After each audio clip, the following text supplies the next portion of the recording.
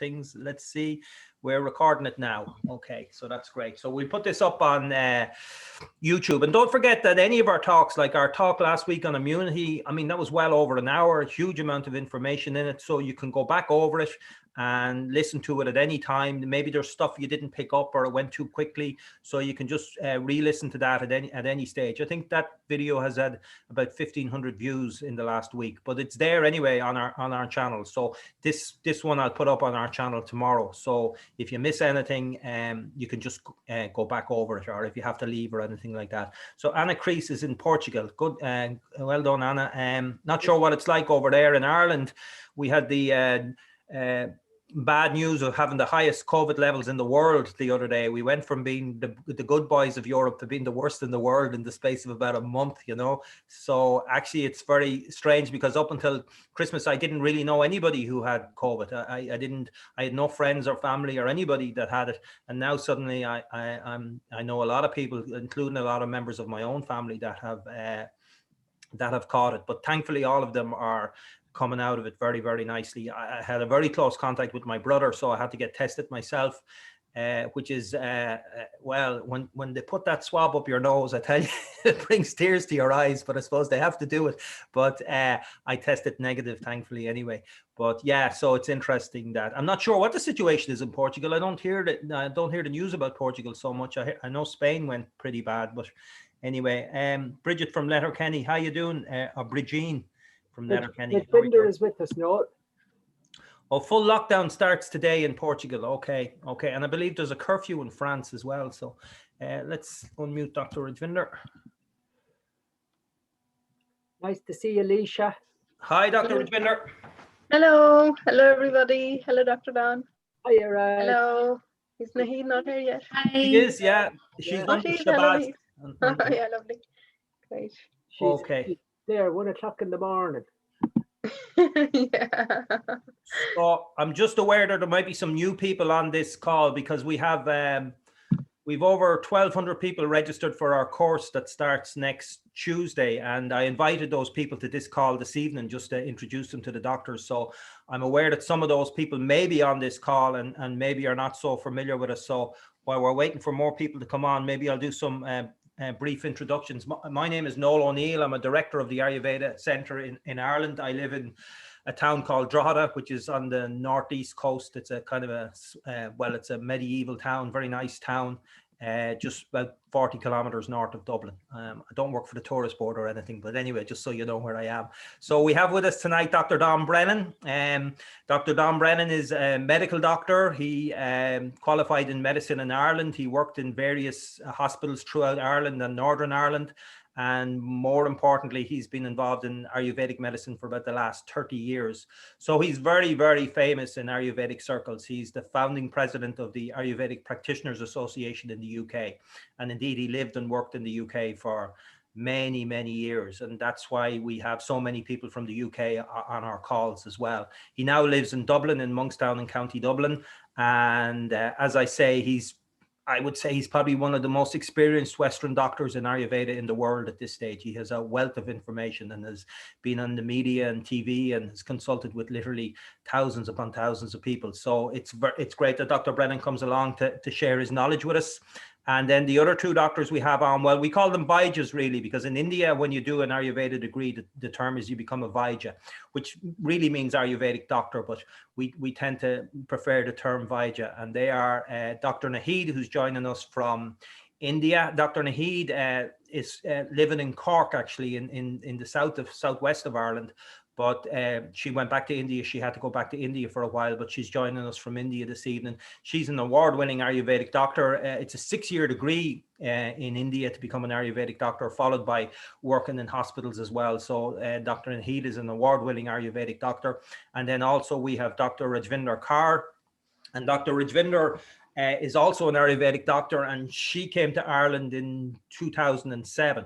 and she's worked in association with the Ayurveda Centre ever since then. So she has a wealth of knowledge in dealing with Western patients, because obviously there's a cultural thing there as well. So we have a real rich tapestry of Ayurvedic doctors giving out information this evening. And I'll be introducing the doctors individually a bit later on. So that's just for the new people. Obviously, the people that have been joining us week in and week out are very, very familiar with our doctors, but I'm always cognizant of the fact that there may be new people on that haven't met us before. So that's our introduction, you know. So so Sonia says, hello, Doctors Noel and all the beautiful souls here tonight. So thank you for that, Sonia. And Jean-Pierre, in France, curfew will begin at 6 p.m. in the entire country starting on Saturday. Okay, Jean-Pierre, are you in France or are you in Belgium, Jean-Pierre? I got the feeling you're in Belgium, you know. Okay, so we've 321 people on.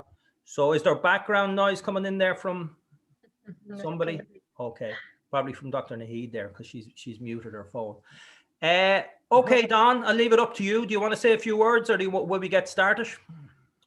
Well, it's just wonderful to have the opportunity just to remind those who are in the know and to inform those who have come anew that this is a very critical time of the year for our health, because we have changed season and we've come into a time of the year which is dark and dull and cold, and so we start to wonder and ponder, how can we keep happy? How can we keep our joy and energy and vitality up at this time of the year? And that's the beauty of Ayurveda, because it allows us to recognize what we want to do at what time in order to keep at our best. And so tonight is just a simple reminder and a few pointers as to how to take care of ourselves over the next couple of months to keep a better balance.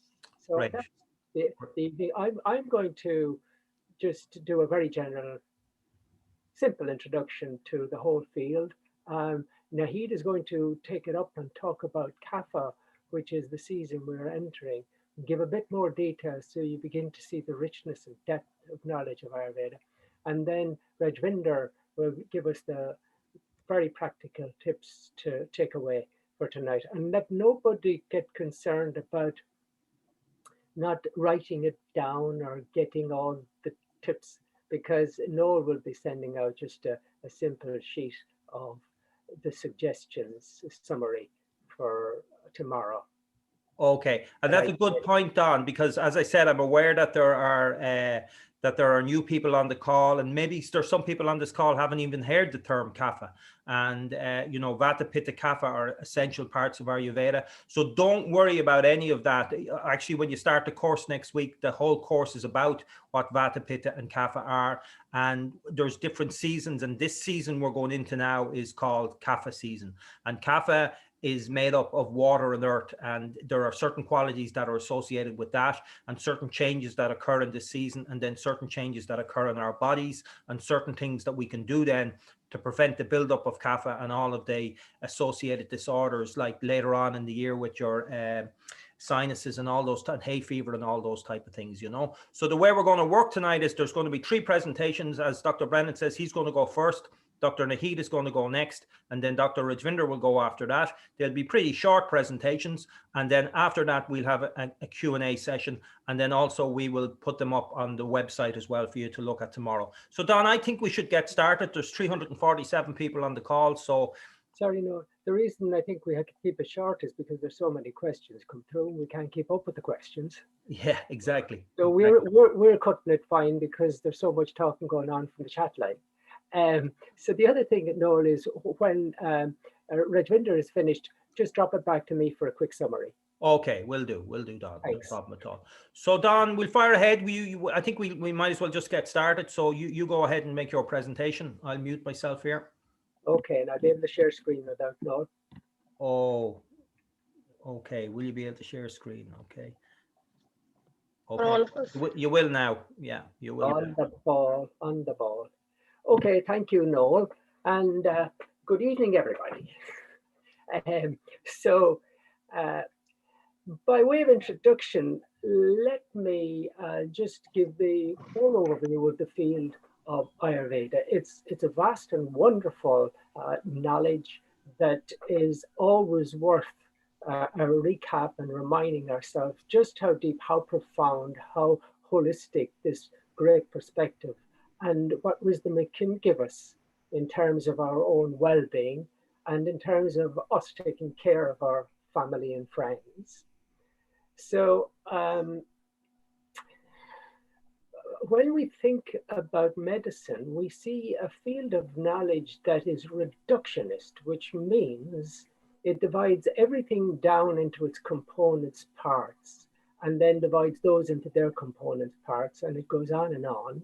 And the idea behind it is that when you understand all the parts, you have it all sussed. And unfortunately, that has become a bit of a cul-de-sac for medicine because there's increasing incidence of many chronic diseases, heart disease, asthma, allergies, diabetes, obesity, ADHD, dementia, just increasing dramatically the incidence of these over the last 5 decades, and medicine hasn't made any progress with these chronic illnesses. Unfortunately, the medicines that have emerged are at most symptomatic for these sort of conditions. And that is because of a failure of medicine to look at the whole. Now, for example, if you take the medical approach to nutrition, you will find that it's divided into vitamins and minerals and calories, and you know, all this advice to take so much of a vitamin and so much of a mineral is based on the fact that that will have an effect in the body. But it's incomprehensible, the effects that these vitamins, minerals, proteins, fats have in our diet. For example, when you take food, you take thousands, tens of thousands of ingredients. They're met by tens of thousands of chemicals in our gut in the process of digestion. They're absorbed and meet innumerable possible processes in the body. And you cannot know what any one chemical is going to do because each chemical and its interactions affect all the other chemicals, and the body functions as a whole, and the body is an ecosystem. And this ecosystem of the body has to survive in a huge ecosystem of our environment. And that's why it's so wonderful to have a science like Ayurveda, which deals not just with the reductionist perspective on the parts, but it has the perspective of the whole. And then, what is the whole? Well, the whole universe, according to physics, is derived not merely from the material, but the material ultimately is energy. And there are fundamental fields of energy, according to the most advanced of our science, physics, which has sort of been more foremost in understanding more fundamental levels of our existence.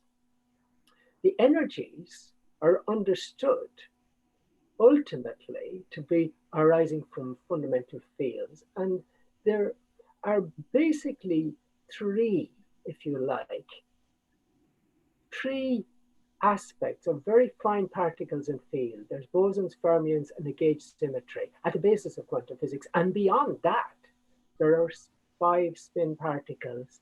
And then beyond that, we come to one glorified, unified field. In other words, according to physics, there's one fundamental source of everything in the universe. And that includes you.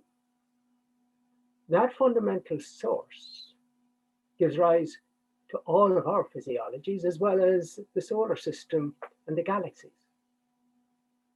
One fundamental source, which Ayurveda, thousands of years ago, described with incredible clarity in terms of 5, not spin particles, fundamental elements, they were called. Space, air, fire, water, and earth. 5 fundamental dynamics, particles, which we could equate because they're so similar to the quantum physics concept with the 5 spin particles. In the same sense, those 5 elements in Ayurveda gives rise to 3 fundamental dynamics. Ayurveda calls it Vata, Pitta, Kapha. And a quantum field theorist has done the thesis and said this descriptions from Ayurveda and quantum physics are so alike that it could not possibly have happened by chance. Basically, he does a probability analysis on it. So the reality is that Ayurveda is describing what physics is now coming to describe, except physics has dealt only with the objective world out there. And physics and the sciences fail to understand the one who's observing all of this. What is consciousness? There's no clear explanation within the modern sciences. However, there is a possibility for you, since you are ultimately that field, to allow the mind to quieten. And this is what the great scientists in ancient times were able to do, to observe the stilling, quietening, settling. And when the activity settles and the mind has quietened, the consciousness reaches a point where it transcends and is that wholeness, is that unbounded, absolute, eternal, immortal being outside the realm of space and time, and you just are. That serene and blessed mood in which the affections gently lead us on until the breath of this corporeal frame and even the motion of our human blood, we rest suspended and become a sleeping body and become a living soul. While with the eye of insight made lively, we see into the life of things. This is Wordsworth in Tintern Abbey. People with clear perspective experience this.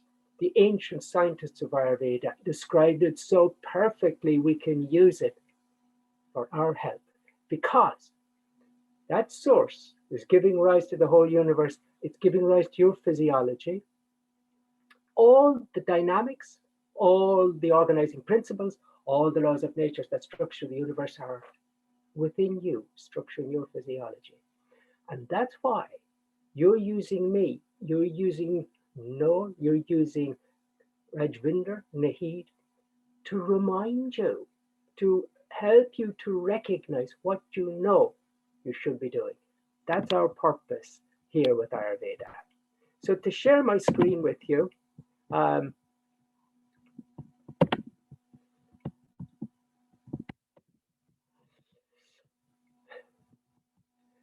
this is what I'm talking about. At the basis is consciousness, and then we have our 5 senses. And through the senses, we experience everything that we experience in life. If you couldn't hear, see, smell, taste, and touch, you're dead. It's because of these senses you experience your thoughts, your emotions, you feel your emotions, you have your insights. And in the same way, then, when you project your awareness outwards, you see the universe around you. So the senses are fundamental, and they give rise to 5 fundamental dynamics within us. These interact, space and air, to become a dynamics called Vata. Fire element with a little bit of water become Pitta, and then there's a dynamics of Kapha. So Vata, Pitta, and Kapha are 3 fundamental processes that you use when you wish to create and construct and govern and become your body. This is how you do it.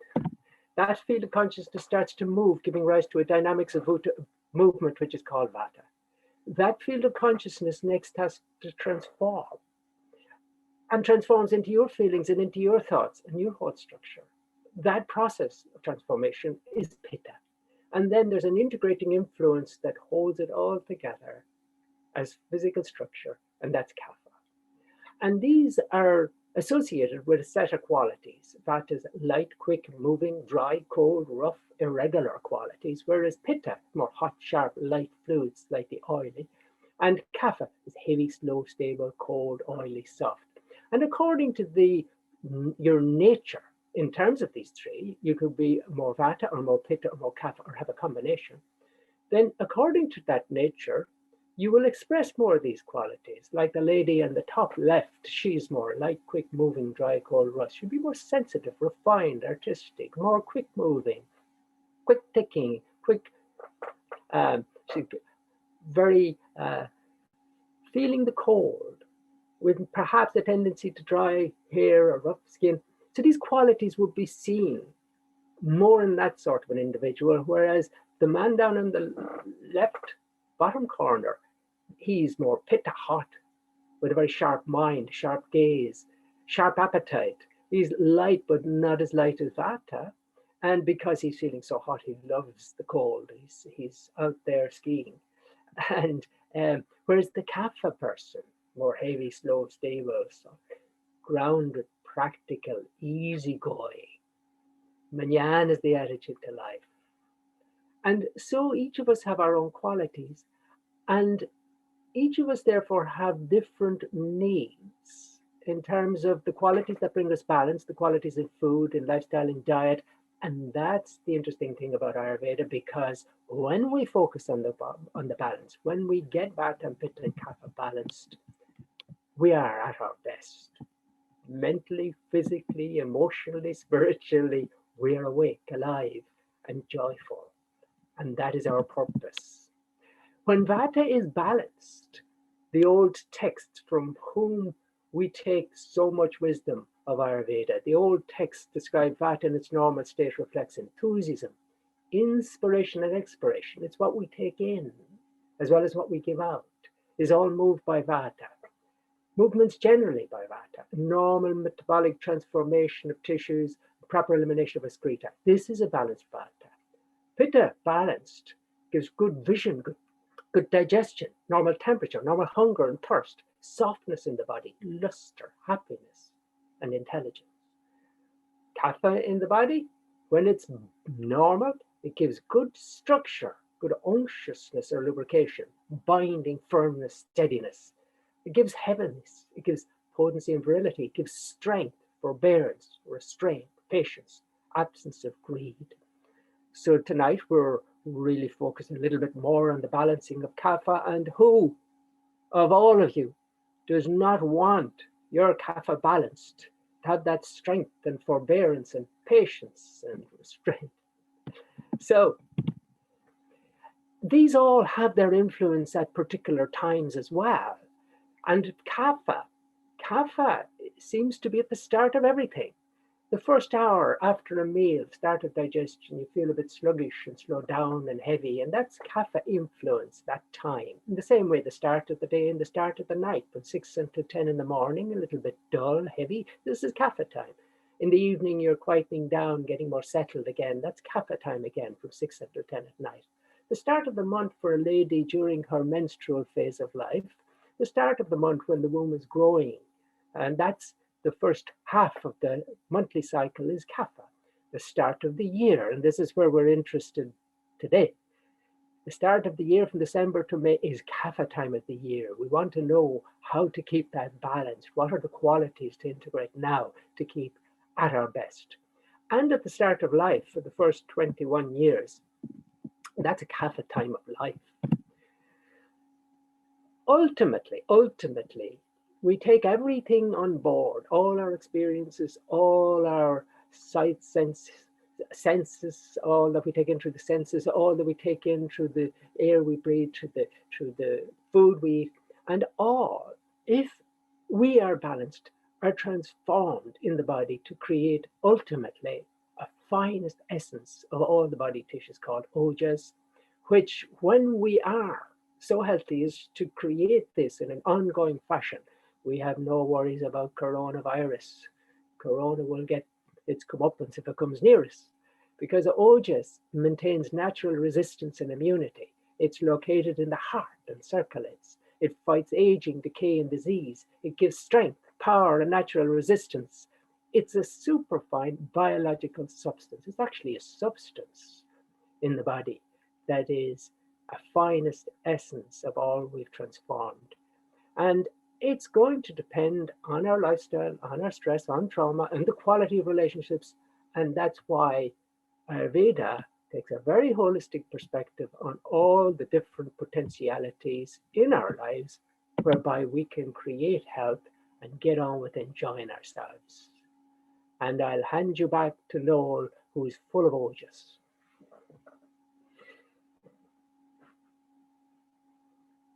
Okay, Dr. Brennan, that's fantastic because it gave a great overview of actually the 3 doshas there. So it was a very good, because, you know, as Dr. Brennan said, consciousness manifests itself into 5 basic elements, and they are earth, air, fire, water, space. So everything in the manifest universe is created of these things. There's nothing that's not made from earth, air, fire, water, and space. In the manifest, not the unmanifest universe, but in the manifest universe. And they go together in different qualities in different people, and they form Vata, Pitta, Kapha. So that was a brilliant overview. I really like the slides and the pictures of the people. You could see just by looking at them the difference between them. And then we know by looking at the people around us, we can see Vata people, we can see Pitta people, and we can see Kapha people. So we know now from that as you say, Kapha is the start of everything, and it's certainly for the start of the year, and this is the start of the year. So we're going to hand over to Dr. Naheed. I'll just unmute Dr. Naheed. And so Dr. Naheed, if you just say something. Yes, hi. Okay, so you're unmuted. Okay, Dr. Naheed, so you go ahead and make your presentation on Kapha. Thank you, Noel. And Dr. Brennan just has given an idea of all the Vata, Pitta, and Kapha. Especially, he has give a great emphasis on Kapha, its general function, like what time of the day and everything. And that was fantastic. So thank you, Dr. Brennan, as well. So this Vata, Pitta, and Kapha, each of them has the 5 different subtypes. So today I am going to talk about the subtype of Kapha, as we are in the Kapha season of the year. And based on the function, so this subtypes, how they have categorized these subtypes of doshas. So based on the function of a group of any doshas, it may be Pitta, Vata, and Kapha, they are subcategorized in 5 different categories.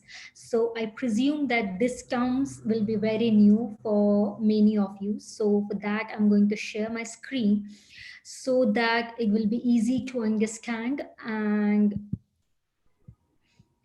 just give me 2 seconds.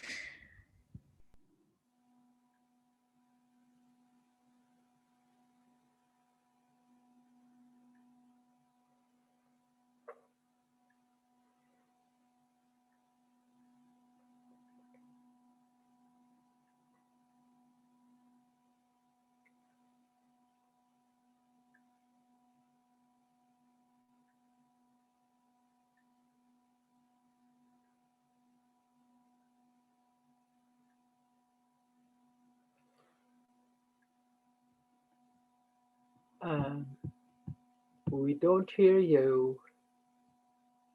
Is Noel still there? No. Yeah, sorry, I don't know what happened there. Can you hear me? Yeah, sorry, Dr. Naheed, just hang on a second. She's muted. Muted me, I think. No, I don't know how that happened. I didn't do it anyway, but you got muted somehow, you know. So yeah, we just, when you shared your screen and the different 5 different subdoshas of Kapha came up. So if you want to go back and start from there, Dr. Naheed. Oh, okay, no problem. So I just share my screen now. So the first subtype of Kapha dosha is Avalamba. So as I told previously as well, that this terminologies and this subcategories are based on the function they are doing inside the body.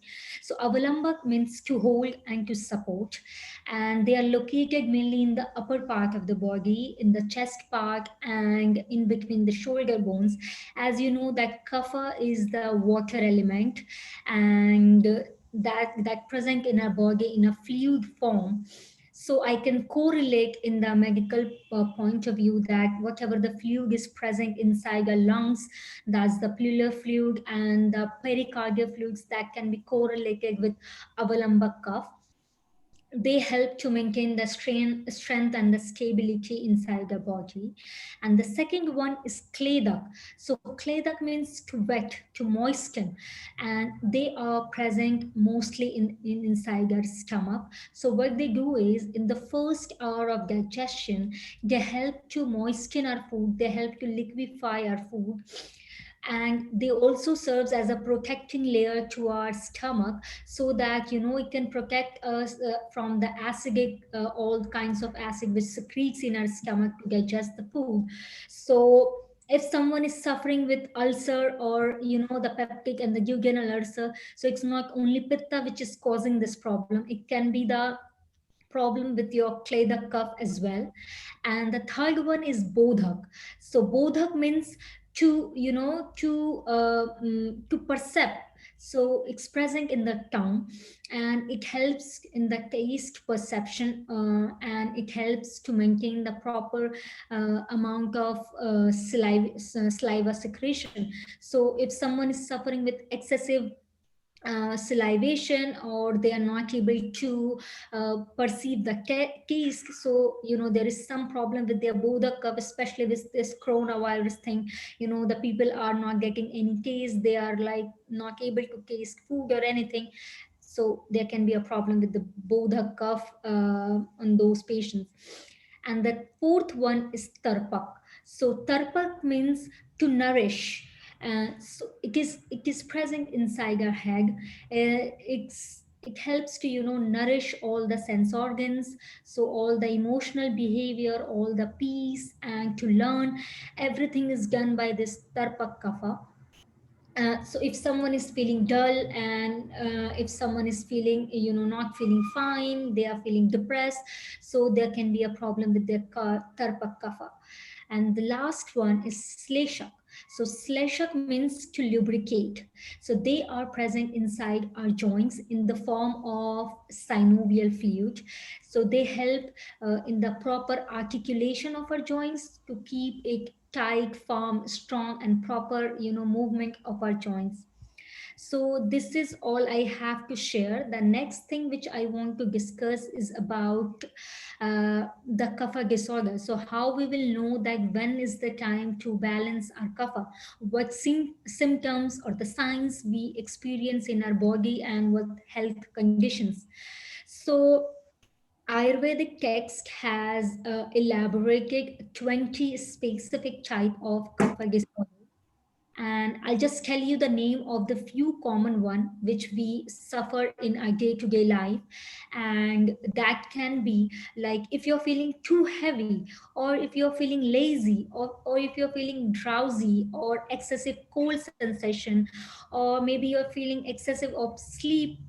And these are the kapha disorder situation. If you're suffering with indigestion and a medical condition called anorexia nervosa, that is also a kapha disorder. And the taste perception, if you're not able to perceive taste properly, if you're having excessive salivation, so these are also kapha disorder. And atherosclerosis, where there is a cholesterol get deposited clog inside the vessels, this is also a kapha disorder. If you're someone has a kind of palpitation, they frequently experience this palpitation kind of sensation when they can hear their heartbeat, this is also a kapha kind of disorder. There are some respiratory issues, like you are having cough with a lot of expectoration, it means your kapha is imbalanced. And is Noel sharing his screen? No, I'm No, not doing that. it's happened now. Sorry. Scheduling made easy. I don't know what that is. I've Now we're back to shared it. normal. Someone else shared a screen. I don't know what that was. Sorry, Dr. Nahid. And if you're facing a mucus in your throat, that can be seen in conditions like post-nasal drip. So these are kapha situation. So when you're experiencing all these situations, all these problems, health conditions, then you can opt to balance your kapha, which Dr. Rajvinder will later give an idea how you can do that with the diet, lifestyle, and with herbs as well. And there are some skin condition like urticarial rash and the pale skin. So the next time when you find yourself that you are pale, that's not always because you're anemic. That can be a disorder of kapha as well. And the most important problem which we face very commonly in our land in this season is hay fever.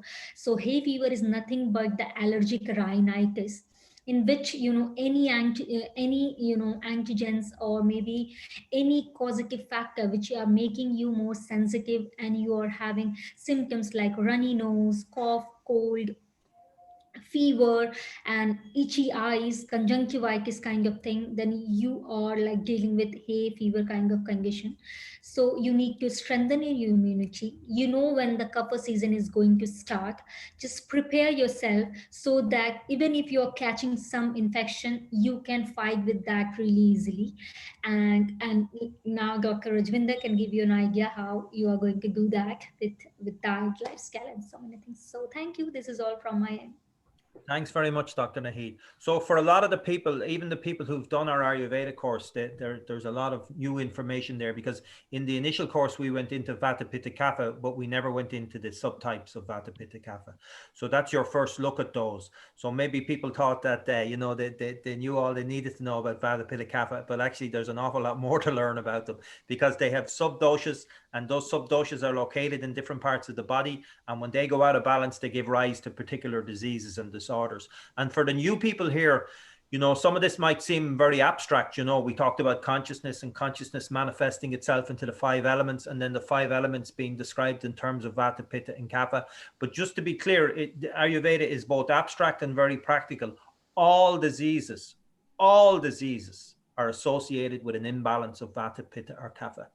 Dis-ease is dis-ease. The system is no longer at ease with itself. Something has gone out of balance. And as I say, all diseases are associated with these imbalances of Vata, Pitta, and Kapha. And Jean-Pierre said in the text there, he said, it seems that a lot of the COVID thing is associated with Kapha, and most definitely there's associated with Kapha. There are big problems for people with obesity, with diabetes, and with and asthmatic people as well, because this tends to attack the lungs, But, we're talking about Kapha here this evening, but we should remember that all diseases are associated with Vata, Pitta, Kapha. And now we're in this Kapha season. So if you are prone to Kapha imbalances, this is a time that you need to be a little bit careful and do things that maybe can help balance that Kapha. So what I'm going to do now is I'm going to hand over to Dr. Rajvinder. So Dr. Rajvinder, I'm just going to unmute you. And if you just want to say hello, Dr. Rajvinder. Yes, hello. Okay, so Dr. Rajvinder, as I already said, she lives in Dublin. She's been in Ireland since 2007. She's an Ayurvedic doctor. She's incredibly experienced. She has thousands of patients at this stage that come to see her. So Dr. Rajvinder, I'll hand over to you, and you can give your presentation in relation to Kapha. Thank you, Noel. Thank you, Dr. Don, and thank you, Dr. Naheed. So wonderful contribution to Kapha. Kapha is a lovely dosha. First of all, that's what I would like to say. When I talk to Kapha people, they say, I don't like myself Kapha. No, Kapha is a very positive, lovely dosha. Kapha people are very kind, very compassionate, very gentle, wonderful, loyal friends. So sometimes Kapha go a little bit out of balance. So that's what Ayurveda is here to help, how to keep Kapha in balance and how to keep weight, all of these diseases Dr. Naheed was talking about. It's very easy to bring it back into balance. So I'm going to share my screen. I'm just going to allow sharing screen again because I just switched it off. So you should be able to share your screen now.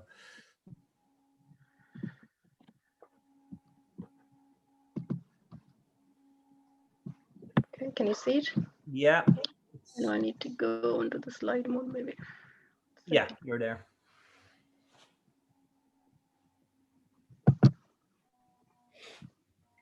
Yeah. Second, I'm trying to fix something. Okay. So we are here to talk about the seasonal routine, the change of the season we are experiencing, and it's on the way. So the Kapha time of the year is mainly December to May. So Kapha actually the winter time is Kapha. As we all know, the quality of the winter is heavy, cold, dull, sluggish, and so the qualities of Kapha, as you listen from Dr. Brannan's presentation. So we are now moving to springtime, which is from mid-February to mid-May. So in response to the season, these doshas changes. So as in the winter with all the Christmas and all the heavy food, and so all the accumulation of kapha happen.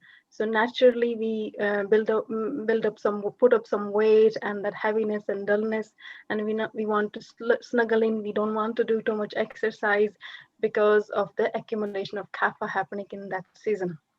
And as the kapha is moving towards the spring, is the second response of the dosha will be perkopa, and perkopa is the natural aggravation. So because of the heat building up now in the spring, as the heat start coming up, this snowman, this kapha start melting. So this melting kapha wants to come out from the body through the nose, through the different channels, and that's when cold, cough, flu, hay fever, asthma, all of these problems are more dominant in the springtime because kapha is trying to come out of the body and balance itself.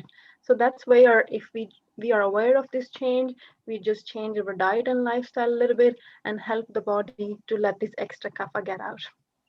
And the third is natural pacification. So with the change of the season, our doshas, it's not only kapha, vata, pitta, and kapha within their season, they go through three responses. So these are the responses, sanchya, prakopa, and prasara. So that's why the change in the diet and lifestyle help to assist these processes. And Ritucharya has a big significance, big importance in Ayurveda. So Ayurveda say 15 days before the season change, you start changing your diet and lifestyle. So the change in the season is easy on the body. So if kapha is ignored, when it is accumulating and it is aggravating, especially if at that stage we are not changing our diet and lifestyle, then it's going to manifest into form of some dryness or something else related to kapha. So springtime is the king of the seasons because a lot of growth happen in this season. So and kapha is the dosha, the element, earth element responsible for the growth. So also that's why the weight is easy to crop on in the body in the spring as well. And as the heat is rising in the environment, the digestive system goes down. So naturally, as Dr. Nahid was saying, anorexia is a problem related to kapha, the loss of interest in the food or nausea. These kinds of problems happen, and that happen as the heat is slowly rising in the environment. Digestive system goes down, and in the spring and in the summer as well, digestive system is very weak. So we don't need to eat too much of food anyway. So these are some of the strategy here, how to balance it with the diet, with the lifestyle, and with the herbs.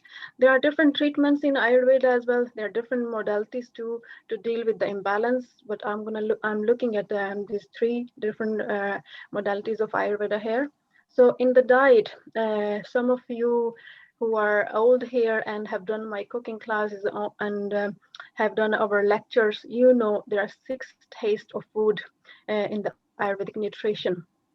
So Ayurveda say you avoid sweet, salt, and sour taste. Why? Because they're heavy taste, and kapha is heavy, and like increase like, so you don't want to increase the heavy element in your body. So you cut down on the rice and you cut down on the other heavy food in this season, and you increase pungent, bitter, and astringent taste. Funny, it's interestingly, nature give us a lot of bitters in this time of the year. Like the naturally you will see in your garden, dandelions start growing naturally, which is bitter, and a lot of bitter sprouts and bitter greens are going to be in season around the spring. So we should include more bitter, more pungent like ginger and cinnamon, those kind of spices in our diet. So we should emphasize more on the pungent, bitter, and astringent taste-rich foods. And dry food, not very kind of fat and healthy oils in the diet. Warm food should be warm. In the kapha season, food should not be cold. No salads yet. And the light food, so food should be light in nature, like millets, quinoa, those kind of grains, lentils, and all that. And old grains are better, even though this is the harvesting time of the year, but we should avoid the new rice and new wheat because they are very heavy. They still have a lot of moisture. So that's why we should prefer the old grains because they are more lighter than the new grains. And as much as grains, seeds, nuts, whatever you're eating, you roast them, make it lighter. And the seasonal fruits, seasonal bitters, all that I already said. And split peas are better choice of dal over the moong dal around this time of the year. So chana dal, split pea, tur dal, because they're more astringent, so they are more preferable for the people who are eating dals and all. And roasted chickpea, roasted nuts, spices in the cooking. So pungent spices like ginger, as I said, black pepper, cumin, cinnamon, all those spices are better for the Kapha people for cooking around this time of the year. And no yogurt, because yogurt will be very heavy, but instead of yogurt, the wonderful drink around this time of year to enhance metabolism, to pick up the digestion, is spicy lassi. So lassi is you dilute the yogurt, like 1 tablespoon of yogurt into 1 glass of water with the spices like hingu, which is asafoetida, black salt, and trikatu. I know these terms are new for some of the people. These are the spices. You can ask in the questions later. And in the Kapha time of the year, naturally skin problem also come on the surface. So chicken pox, measles, mumps, acne, some of the boils, that kind of skin issues are more common around this time of the year. So I rather recommend this wonderful herb called neem. So either you mix the quarter or half a teaspoon of neem powder with water and make a little tablets and take one of that every morning. Or it's very bitter. If you find it difficult to take, just take it with honey. So take it only for 2 weeks, and it's a great prevention to all of the skin diseases in the Kapha season. And also because Kapha is a heavy element, so if you're struggling with the weight problem, asthma, mucus, so the fasting is very kind of beneficial, liquid day is beneficial, and the spring is a wonderful time to do the detox. But you get in touch with your Ayurveda practitioner before you start doing any of these strategies. And then in the lifestyle, Dr. Breland said the Kapha time of the day is 6 to 10 a.m. and 6 to 10 p.m. So you better get up early before the Kapha kick in the environment and start moving. So more exercise in the spring. Your body naturally have a bit more energy in the springtime because of the heat picking up and the heavy element from the body start lifting. So for that, you better get out of the bed as soon as possible. We talked about Abhyanga, the oil massage in the autumn, about the time of the year. Kapha time of the year is more better for dry brushing, lymphatic drainage massages, or there are special gloves that you wear and doing those Garshan massage. Udavartana is you make a powder with oats and lentils, so it's kind of a dry powder that you rub on your body. So no day nap, no sleeping during the daytime for Kapha people. Very bad for weight gain and all of that. And continuing doing your routine of tongue scraping. Neti is clearing your nasal passages with a special pot with this saline water. And Nasya, we talk a lot about Nasya. So that is a special oil. You put a drop of oil into your ear, each nostril, to keep the infections, to keep the hay fever at bay. And for the yoga, there are a lot of chest opening yoga postures and pranayams. I cannot go in detail about which one, but most of your yogis here, so you would know. Otherwise, get in touch with if you have Kapha problem, asthma, you start doing chest opening exercises. And colorful, Kapha is a dull element, so you need to wear color in your house, and even for uplifting your senses, start using aroma oils. We have a wonderful Kapha tea. So Kapha tea is a lot of blend of the spices. So drinking 1 or 2 cups of Kapha tea with honey is also very good for moving the mucus in the body and all the digestion. If you have skin problem, you can put a little pinch of this neem powder into the bath and bath with it, shower with it. And burn sage, actually Ayurveda recommend fumigation. So burning sage and these wonderful herbs in the house, because of the dry effect of the smoke, is helpful. And also the dry sauna and the dry heat is recommended to take in for the Kapha people. So quickly on the herbs, all these terms might be new.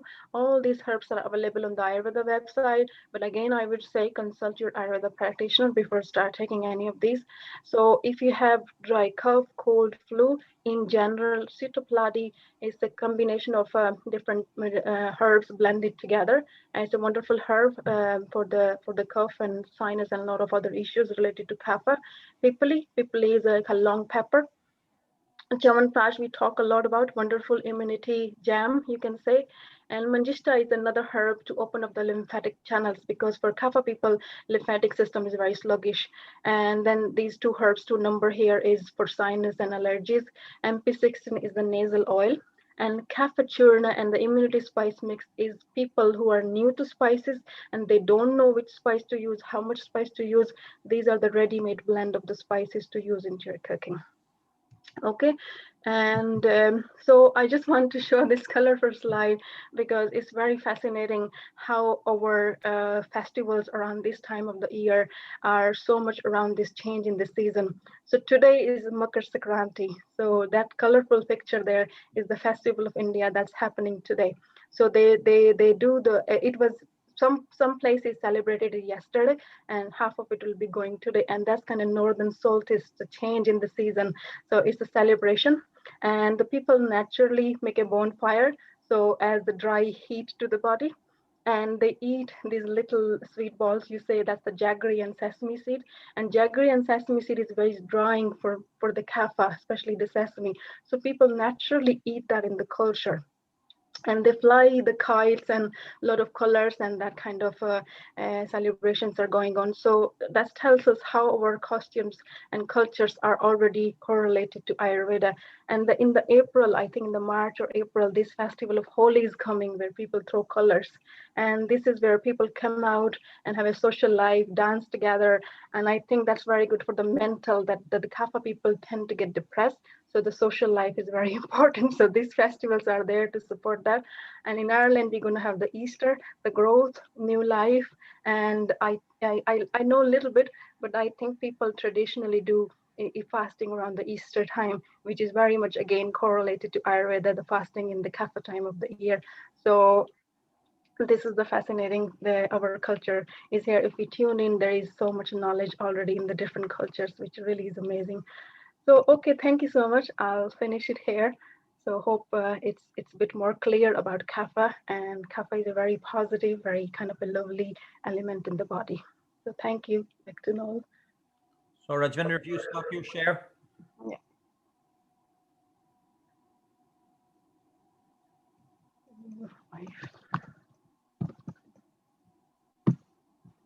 Where is the thing? I lost it. Down at security, I think. Yeah, I think. Or maybe I can do it from here. Yeah, maybe you can do it. I can't find it. Oh, yeah, I was able to do it. Okay. Yeah, perfect. Thanks. Okay, thanks very much, Dr. Rajvinder. That's very interesting. And actually, it's interesting what you said about Kapha. Like, and sometimes people say, "Oh, Kapha is not the great dosha," you know. But actually, Kapha is a fantastic dosha. And me personally, I wish I had more Kapha in me because I'm Pitta Vata, and I could definitely do with some more Kapha in me because Kapha grounds you. Kapha is very stabilizing, and it's also full of strength. So it gives you a lot of stability and strength. And actually, I notice a lot of very, very successful business people can be Pitta Kapha, because the Pitta gives them the drive, the ambition, the intellect, all of those things, and the Kapha gives them the stamina. Whereas I am Pitta Vata, so I have the drive and the ambition and all of that, but then I run out of steam after a certain amount of time. So that Kapha is a wonderful thing. And there's a lot of questions coming in about should everybody do these things.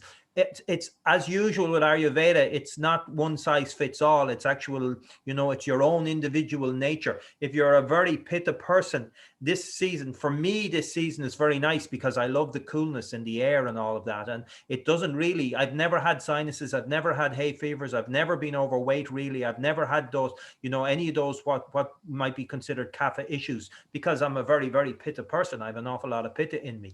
But people who are of a Kapha nature and people who do suffer from sinuses and do suffer from hay fever, then this information is more relevant to them, and they need to make more of those changes, particularly in relation to the detoxification, you know, and drinking the ginger tea and drinking all those things to keep the Kapha in balance. Because as we say, as the heat comes off, the Kapha melts, and then it comes out as all these different allergies and things that are there.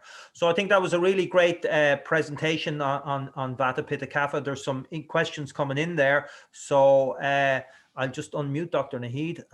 And I think all the doctors are unmuted now. So Dr. Brennan, if you said to go back to you wanted to give a little summary of the... Yeah, I did. First of all, I think that was brilliant. Thank you very much.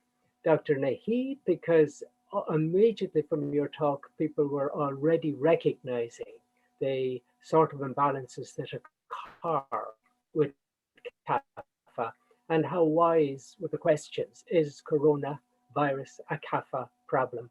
And you see all the locations of chest and stomach and tongue and how all the Kapha symptoms are there for the people going down with COVID. And COVID, you know, is killing people who are completely Kapha imbalanced, like heart failure, like diabetes, like obesity. So you see it in the news, and it's just so obvious, all completely Kapha imbalance. And then COVID comes along and unfortunately takes these poor people. And you wish for them that they had this knowledge. But now, what we're talking about here today in terms of balance for the season is also going to protect you and help your immunity in case coronavirus arises. And yes, someone else asked, is asthma Kapha problem? And he'd answered that nicely in the questions. It's a Vata Kapha problem. So it's amazing how quickly you perceive these things when you know just that little bit of knowledge from Ayurveda. It makes it so wonderful. And then, of course, Rajvinder's very inspiring and very uplifting talk of what we can be doing and how it's natural at this time to do these things, and how our festivals and how our whole culture is orientated around this. And in this part of the world, the Kapha comes in perhaps around the 21st of December with the change of the sun. And then we have all this big feasting, which is trying to balance Vata from the last season as we eat our Christmas dinners and so forth. But then we start thinking about exercise and making New Year's resolutions, and how naturally it comes to us to start thinking about getting exercise, getting out and about, taking on new things. So we're trying to balance Kapha through these resolutions. As we go on, people tend to get SAD, depressed, because it's winter. They tend to put on weight, as Rajvinder said, because it's winter. They tend at the end, as Naheed was saying, in May to get hay fever, because this is a Kapha problem emerging, as Rajvinder said, with the melting of the Kapha at that time. And so when we see how obviously, commonsensical this is, and in the tradition, we had Lent, 40 days running up to Easter, fasting to lighten us up so that we didn't get these heavy qualities of Kapha. And then Easter is beginning to demarcate a new time where we have to spring clean, as Rajvinder was saying. So in summary, the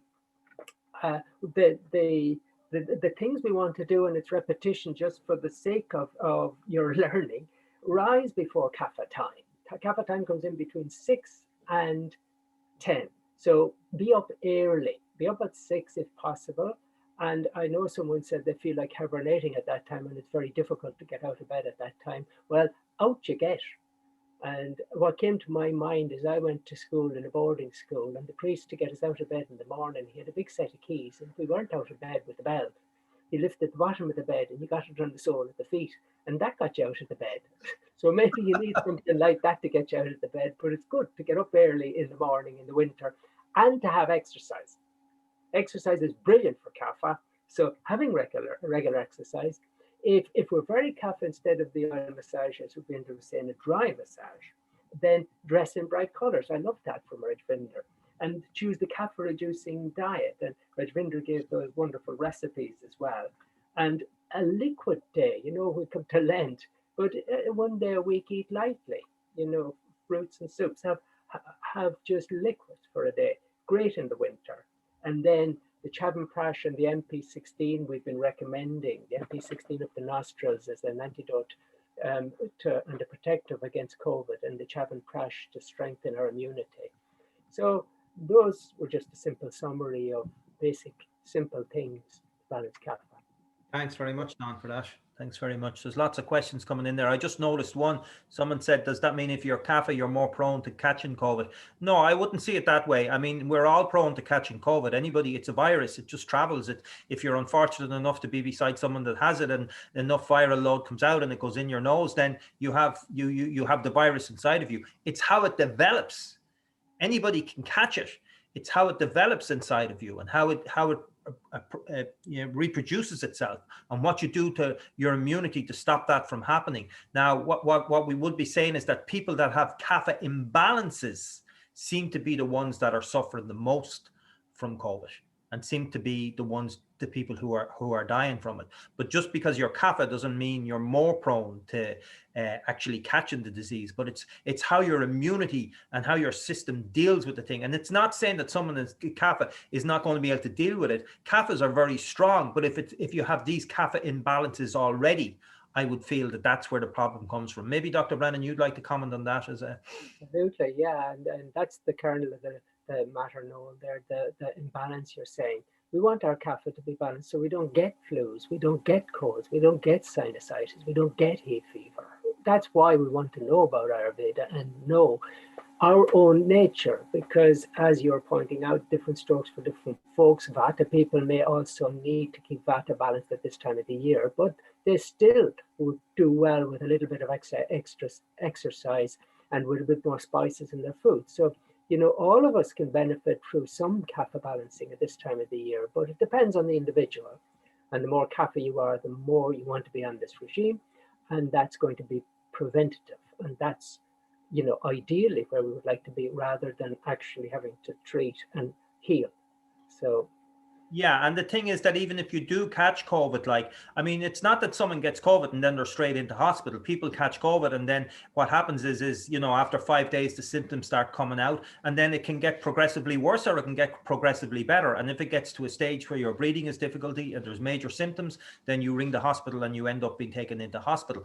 But there's so many things that you can do initially to help build your immunity even before you get it. But even if you do get it, there's so many things that you can do in traditional medicines to help your immunity, to help fight that. And I think anybody that's concerned about that should definitely look at the video we made last week on boosting immunity to help fight COVID, because those essential days between the 5th day and the 14th day, you should be better by the 14th day, really. I've had a good few members of my family get COVID now, and most of them experienced 3, 4, 5, 6 days of discomfort and then got better, but obviously that's not happening for everybody. People are experiencing greater and greater discomfort, but there's so many additional things that we can do during that period to help the body fight off that infection, because that's what it is. It's an infection, it's a pathogen. Yeah. In general, Kapha people have very good immune system. They don't get sick that easily if they're in balance. So Kapha will be the last one in the family to get sick if they are in balance. So the teaching here is about imbalance. If Kapha go out of balance, if it's too much, then these things happen. And it can happen to anyone, as Noel said, yeah, Kapha could be too much in Vata people, Kapha could be too much in the Pitta people. It's not only for Kapha. So that's what you're looking in your physiology. Yeah, and similarly, the same question was there, that if I am a Vata person, should I also need to follow this regime? Of course, you are going to follow this regime. Of course, you're going to focus on balancing your Vata, but as you are in the Kapha season of the time, you might catch hay fever or any other symptoms. So you need to just do a little bit of changes in your diet and lifestyle so that you can keep your Kapha in balance and you don't get any of the disorders which can be, because of imbalance in your Kapha. If you're eating too much cheese, maybe stop eating cheese. Yeah, and having milk or golden milk, especially in this Kapha season, do not have golden milk in the evening time, or maybe later when you're going on bed. Just consult with your Ayurvedic physician that what time they're recommending. But I would recommend that have it in the morning time so that your Kapha doesn't get imbalanced. So back on some of the questions, M. Kamrul talked about his cholesterol being 7.4, and yes, that would tend to be a Kapha issue, and just balancing Kapha and helping fat metabolism would be the Ayurvedic perspective on that. Jean-Pierre from Belgium, is acidity in the stomach a Kapha problem? It could be a Kapha problem, it could be a Pitta problem, it could be a Vata problem.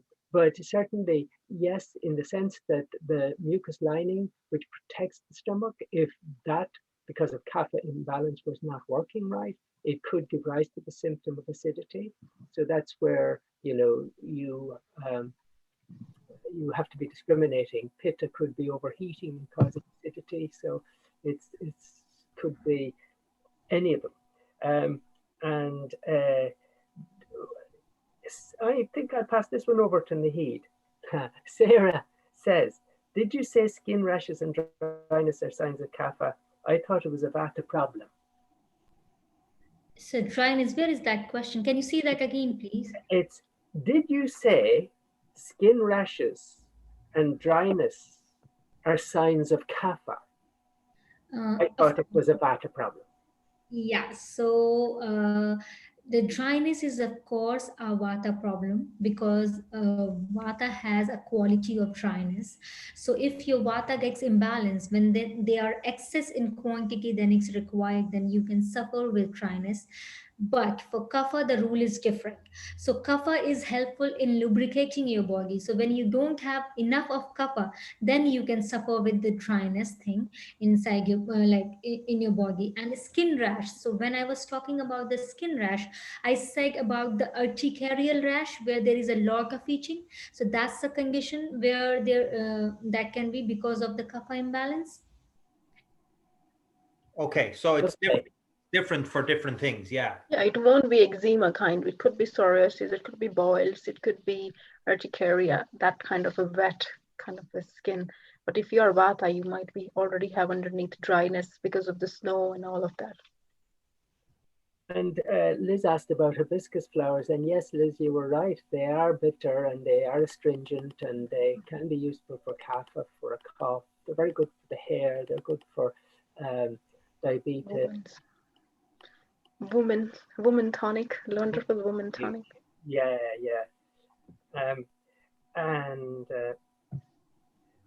And Trevor, Trevor, you asked about, is kapha still December to May in the southern hemispheres? And no, Trevor.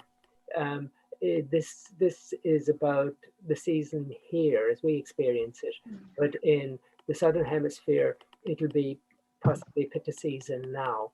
And to be absolutely accurate about your seasons in Australia, you could check with the local Transcendental Meditation Center, because Maharishi Mahesh Yogi, who brought TM to the West, had 20 Vajas sit together and correlate all these for different parts of the world. So your local TM Center may be able to help you there, Trevor. It's the quality of the season that correlates with the quality of the dosha. So quality of the season is heavy, dull, and sluggish. So that's what kapha is. So if the quality of the season is hot, kind of warmish, that will be pitta. If the quality of season like autumn is dry and that kind of water quality is windy and all, so maybe you can look into that as well. What is the quality of season? What is the quality of the weather environment where you are living? So according to that, you use your knowledge of vata, pitta, kapha. Yeah, actually, someone asked what's the correlation between the different times of the year, you know. So this time of the year is kapha season, and kapha will grow up and go up and go up. And then pitta, as the heat comes in, then it turns into pitta in the summertime. So in the summertime, you want to eat salads, you want to go swimming, you want to go walk around in your t-shirt, you have all those things. You got to look after your pitta. If the heat gets too much, you end up getting angry and irritable, and, you know, different types of skin rashes and skin disorders and all of that. And then as the sun goes to its highest, and then it starts to go down again, then we move into vata time of the year. And vata time of the year is all that movement, and, you know, the windy, and it starts getting cold, and all of those things that can put your vata out of balance. So yeah, as Dr. Rajvinder says, you relate it to what's going on in the season at that particular time. And this kapha season is a great time to start doing more exercise and being more active, because kapha is heavy and dull. So I know we're in lockdown, but there's nobody saying we can't get out for walks and runs and all those things. In actual fact, we're being encouraged to get out for walks and runs and those things. So a kapha person could have the tendency not to do that. That's the difference, you see. If that kapha person, they could have that dullness, which means they lie on the couch and they start watching TV and eating cream buns or whatever it happens to be, and then they can't get up off the couch, okay? And then before they know it, the whole day is gone, and they're going off to bed, and they haven't really done any proper exercise or invigoration. That's allowing the kapha to grow and grow and grow, and that eventually is going to manifest itself in some form of disease or unhappiness. So kapha people, most importantly, need to motivate themselves to get out and go for that walk. You can wrap up well, you can put your hat on, you can have your scarf, all those things, but do get out and get that fresh air and be out in nature. And spring is even, I can even see it. I know it's very early in the year to be talking about spring, but you can even see that little change beginning to come in very, very gradually. So get out there and do those walks and do that exercise. And if you are a Kapha person, then going jogging and going running and doing all these things is fine. It's perfect for you, you know. So you need to do those things to help bring that, and you'll feel great after you do them. You'll feel great. You'll feel very enlivened. It might be a little difficult to get up off the couch and go for that walk, but if you do it and you motivate yourself to do it, you'll feel great, and it'll have a big impact on your immunity and your sense of well-being and all those things. So that's what we do, you know. There's a question. Yeah. Sorry, Naheed, go ahead. Yeah, so I absolutely agree with you, Noel, and I would like to share one of the experience of one of my clients. So he was very lazy to go and walk, but ultimately he started it. So before he started to follow the Kapha balancing diet regime and lifestyle, he was diagnosed with high cholesterol, pre-diabetic, and he was overweight. And within a span of few weeks, so few weeks means 4 to 6 weeks, he lost a lot of weight. I'm not going to mention the figure over here. And with, I think, around 2.5 months, his blood reports came normal for diabetes, and his cholesterol was also in control. So he used to, he was really motivated. He used to go on walk, and he was like doing a very strict diet to balance his kapha. So it's just a matter like how you are treating your body. It doesn't mean, like, I just read chat a comment over here that a person is not liking being a kapha, he's suffering with a lot of disorders.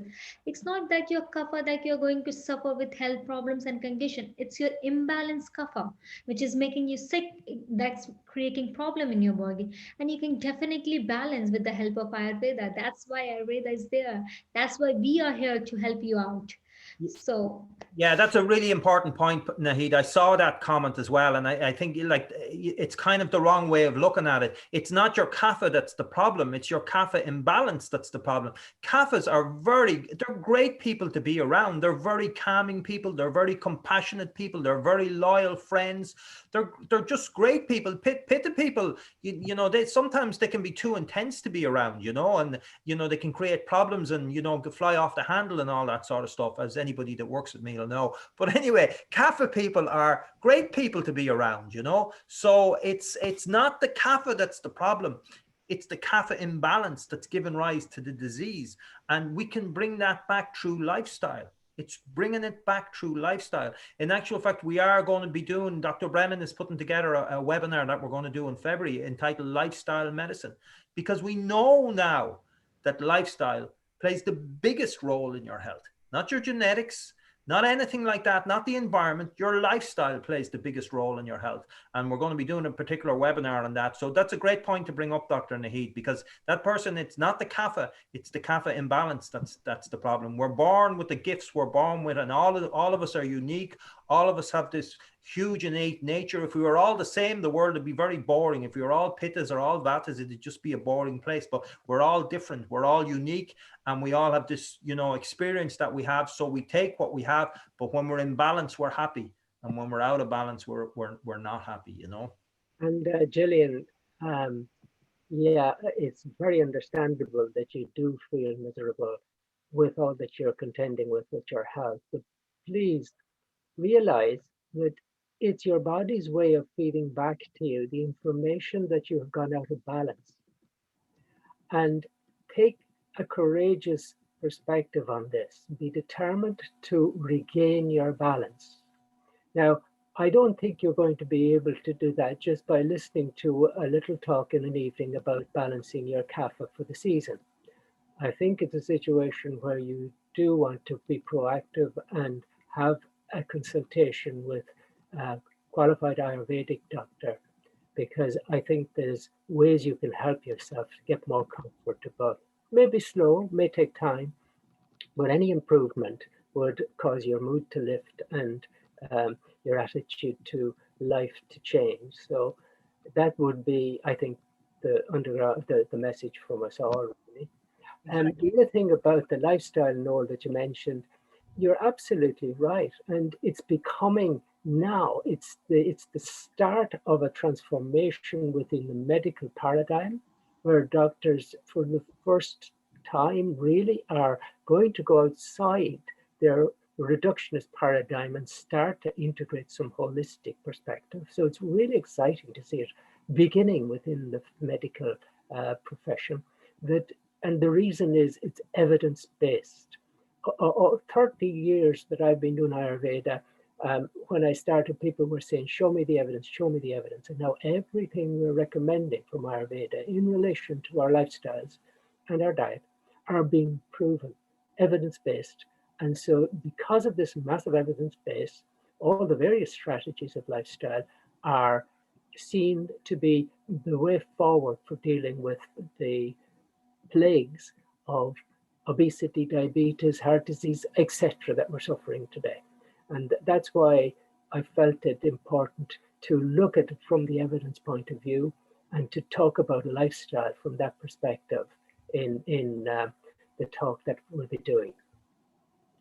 And finally, Jeannie asks about the COVID vaccine. So you didn't see our seminar from the, but you could certainly look at it.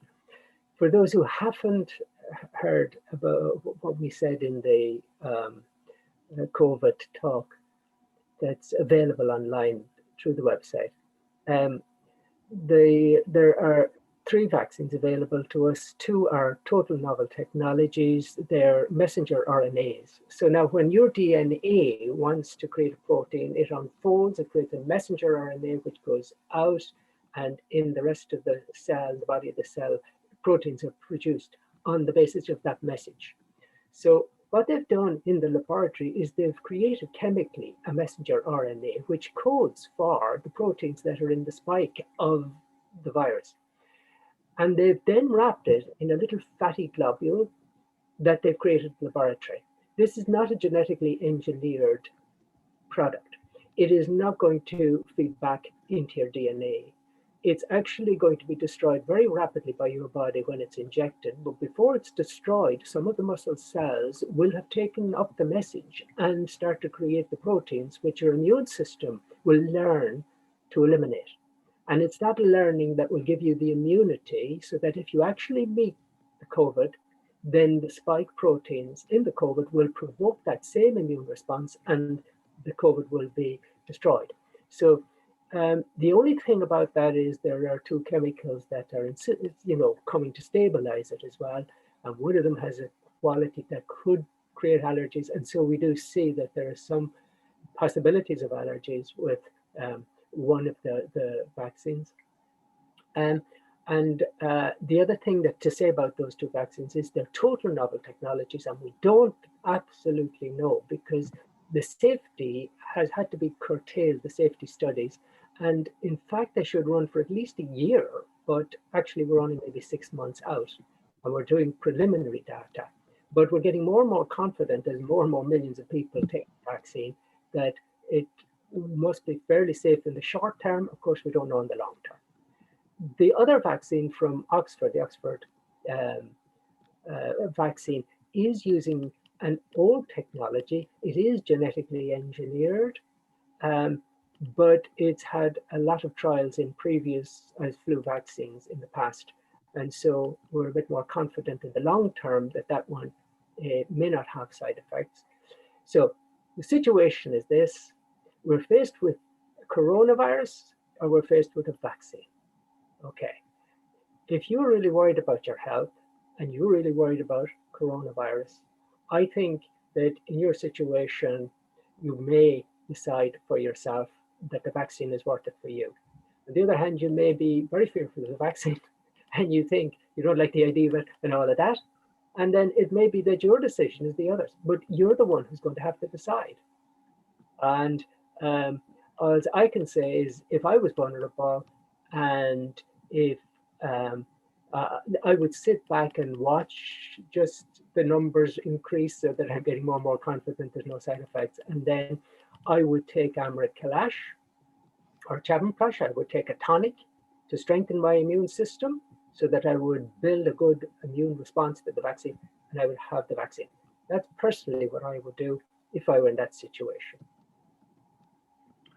Okay, Dr. Brennan, and I love what you say there. It is up to everybody to decide whether they want the vaccine, and I really hope that it stays that way. I just be fearful that there'll be so much pressure on people to vaccinate themselves that you mightn't really be left with a choice about it. And certainly when it comes to travel and stuff like that, and I don't like that aspect of it, because I don't like the aspect of forcing people to do things. But anyway, that's another day's discussion.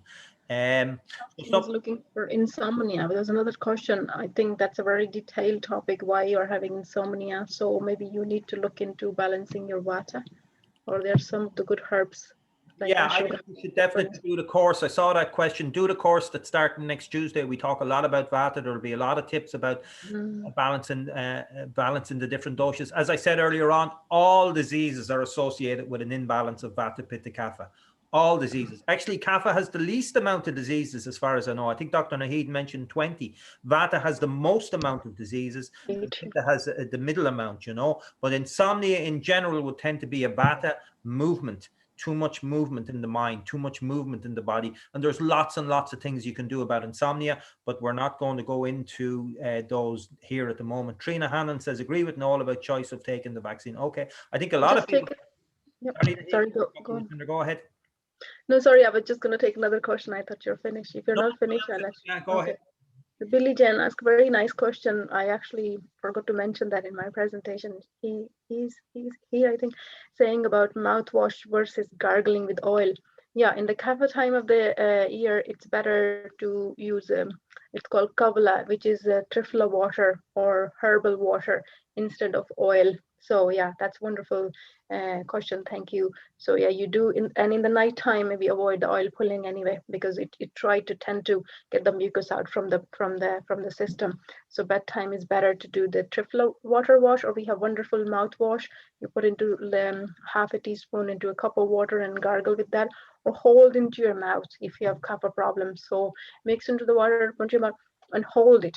So holding is called gandusha dharana, and it's wonderful for the kapha problems and strengthening the gums and all of that. So then, is croup the kapha problem? It's likely to be a kapha problem, and it's occurring at a kapha stage.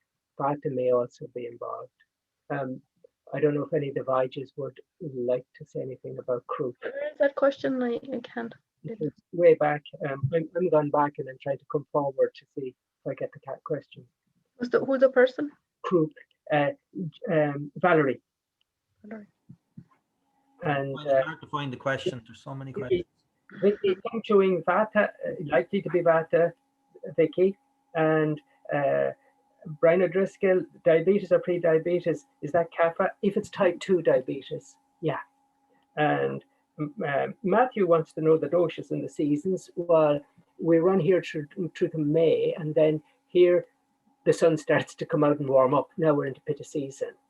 And then in the autumn, we're into vata season, probably towards the end of October, in my experience and how I feel it and how I see it in others. It's a stretch of 4 months. Yeah. The kapha season is much longer because we are maritime, damp, and wet and dull. Pitta is much shorter, and then vata goes from September, October, November, into December.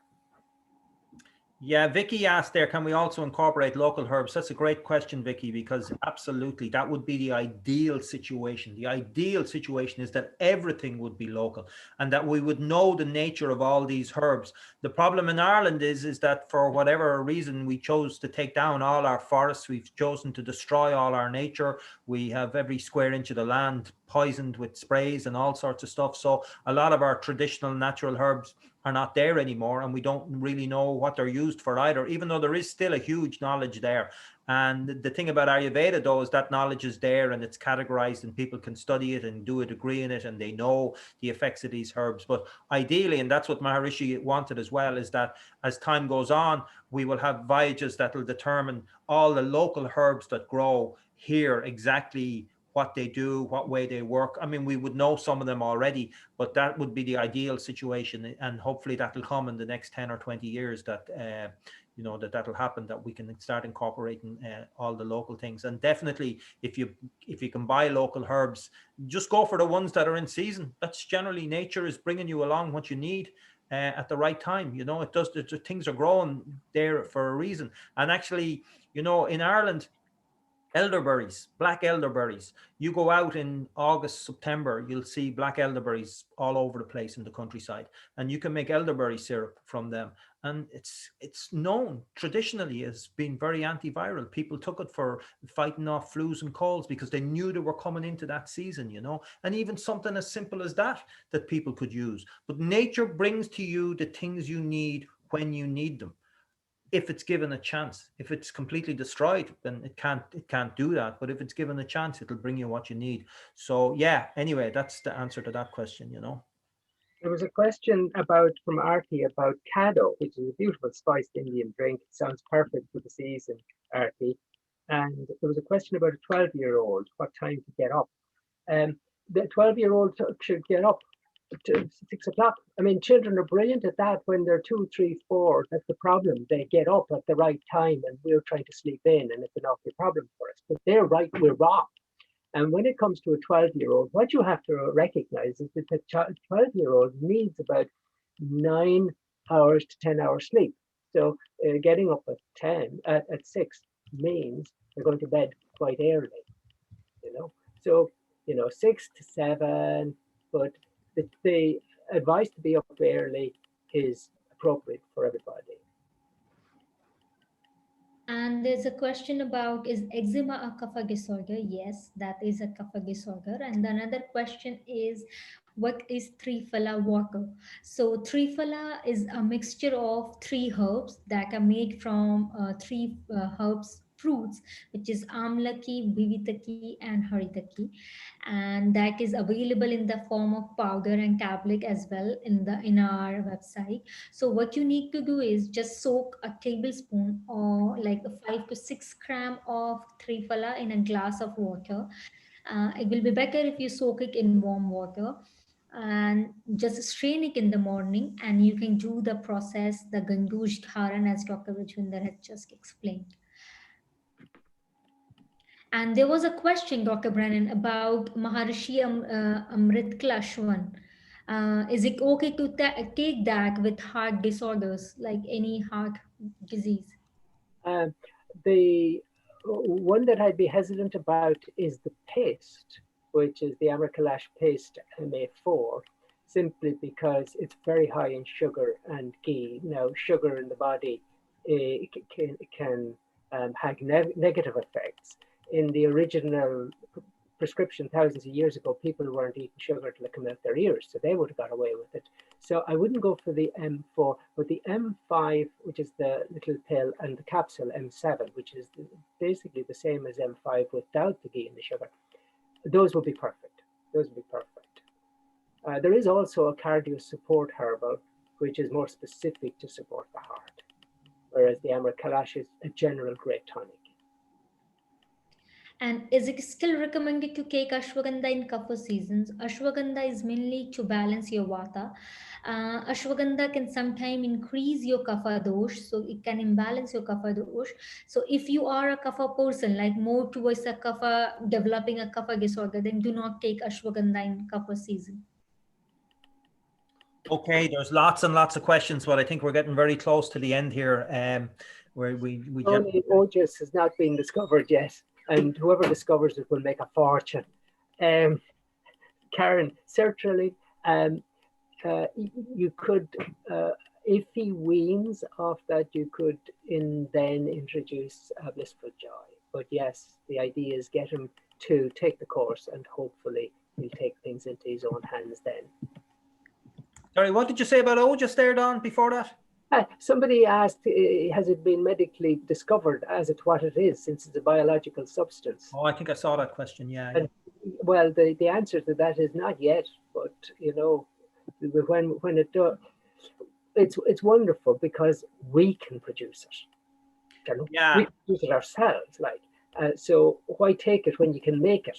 Yeah, and the other thing is you can see it in people. Actually, you can definitely see a luster about people that are, you know, when people learn to meditate, when people do yoga, when they start living properly, when they, all of those things, you can see that vibrancy in them. You can just see it in their eyes. You can see it in the white of their eyes and all that. So yeah, chemically wise, I'm not sure, you know, well, obviously it hasn't been discovered, but certainly it's yeah, it's kind of obvious when someone has it, you know.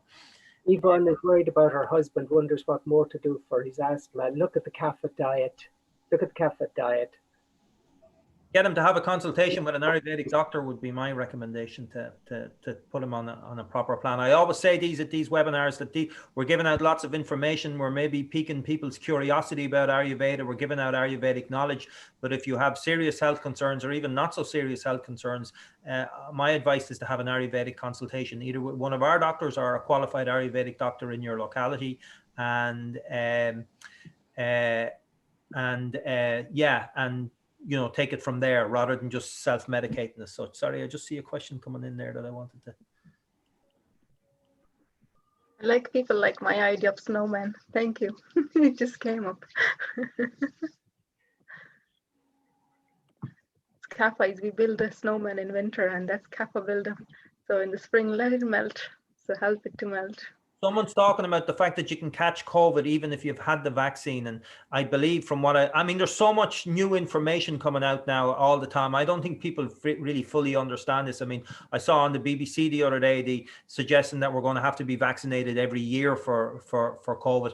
And also that people who have had COVID, they say now they have immunity for about 5 months, but that they can still carry the virus and pass the virus.